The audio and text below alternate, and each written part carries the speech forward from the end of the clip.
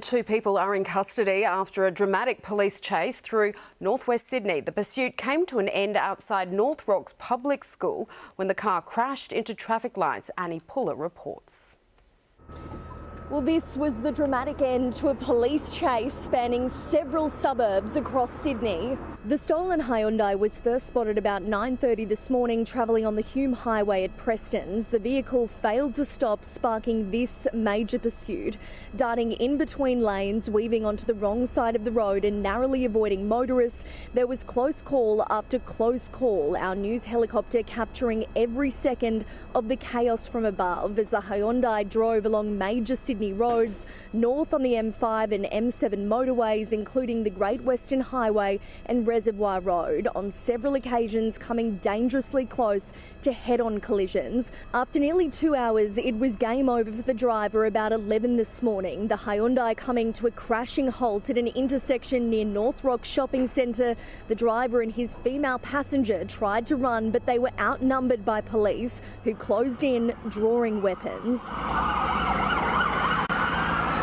The driver and his passenger had no concern whatsoever for other motorists and road users. Their manner of driving was appalling, and it was just lucky that no one was injured. The bonnet of the car was barely recognisable, yet the pair at the wheel sustained only minor injuries during their erratic run from the law. Several bystanders watched in shock as police pulled weapons from the back seat. The school is right there, and it's not something that normally happens around here. Like, North Rocks is normally fairly quiet. The pair were arrested and taken to Ryde Police Station, where they remain this afternoon. They're both expected to be slapped with a long list of charges. The vehicle was travelling with Queensland number plates. Detectives have conducted a thorough search inside, seizing several bags of evidence, including weapons. Look, about 9:50 a.m. this morning, police from our proactive crime team here at Liverpool City Pack were out patrolling and investigating some property crimes. They came across a vehicle which was a suspect vehicle, a white Sonata. They followed that vehicle and tried to attempt to pull that vehicle over. The vehicle failed to stop, and as such a police pursuit was initiated. Now that pursuit, that vehicle then went on to the M5 motorway at Casula, at which time it collided with the rear of a truck on the motorway. The vehicle then continued for some time in and around streets between here and Milperra, at which time the sergeant of police that was driving the vehicle terminated the pursuit due to safety reasons, at which time Polair took over that pursuit, monitoring it from the air and some police units at a safe distance.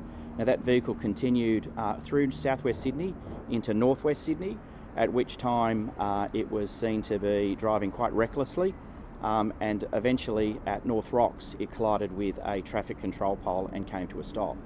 The occupants of that vehicle were immediately arrested, and a 39-year-old male from Glenfield and a 37-year-old female from Ingleburn are now at the Ryde Police Station assisting us with our inquiries. Now, as a result of the search of that vehicle at the time, police located a number of items and articles that we were looking for in relation to those property offences, and 2 firearms which have now been taken off the streets.